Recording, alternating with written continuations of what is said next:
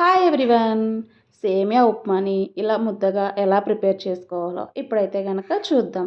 దానికోసం pan heat అయిన తర్వాత ఆయిల్ అయితే వేసుకోవాలి. ఆయిల్ కూడా హీట్ అయిన తర్వాత మన పోపులన్నిటిని వేసుకోవడమే. మనకి ఎంత రిక్వైర్మెంట్ ఉంటే అన్ని పోపులైతే యాడ్ చేసుకోండి. అవి కూడా వేగిన తర్వాత సన్నగా కట్ చేసుకున్న అల్లం ముక్కలు, అలాగే జీడిపప్పులు కూడా వేసుకొని వేపుకోవాలి. జీడిపప్పు ప్లేస్లో కావాలంటే పల్లీలు కూడా వేసుకొని వేపుకోవచ్చు. అవి కూడా వేగిన తర్వాత కరివేపాకుని, కొత్తిమీరనైతే యాడ్ చేసుకోవడమే.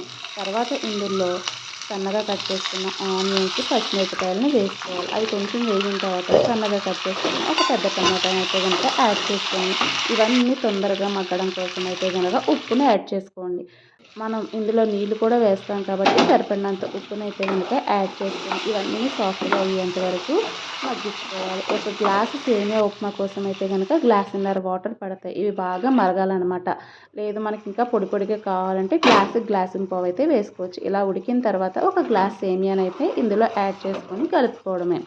ఇవి బాగా ఉడికేంత వరకు కలుపుకోవడమే. ఒకవేళ ఈ స్టేజ్లో ఉప్పు సరిపోకపోతే ఉప్పు యాడ్ చేసుకోవచ్చు. మనం తీసుకున్న ఉప్పు అయితే కనుక ఖచ్చితంగా సరిపోతుంది అనమాట. కొంచెం లాస్ట్లో ఒక స్పూన్ నెయ్యినైతే వేసుకోండి. టేస్ట్ అనేది సూపర్ ఉంటుంది అనమాట. దగ్గరికి అయిన తర్వాత ఫైనల్గా మనకు సేమియా ఉప్మా అనేది ప్లేట్లోకి తీసుకుంటే రెడీ అయిపోతుంది. ఒకసారి ఇలా అయితే ట్రై చేయండి. వీడియో నచ్చితే లైక్ చేయండి. Please like, share, subscribe my videos.